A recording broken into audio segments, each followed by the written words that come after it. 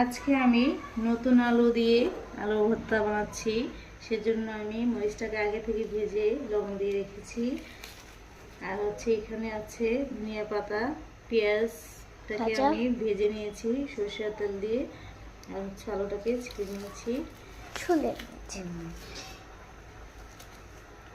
এটা কি হতে যাচ্ছে একটু কমেন্টে জানাবেন। আলুর ভর্তা এটা সবাই পারে, তারপরও হ্যাঁ একটু দেখাই দিচ্ছি, ভালো লাগবে। তারপর আলুটাকে নিয়ে নেব।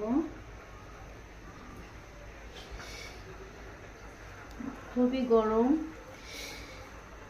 একটু একটু করে এখন আমি পেঁয়াজটাকে মিশিয়ে নিচ্ছি। একসাথে ধনিয়া পাতা মিশিয়ে দাও। ওকে,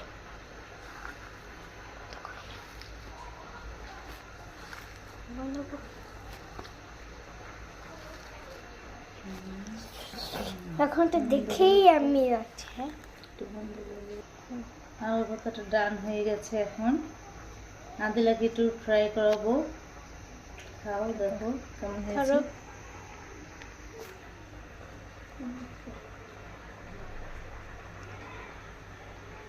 মজা হয়েছে? আচ্ছা,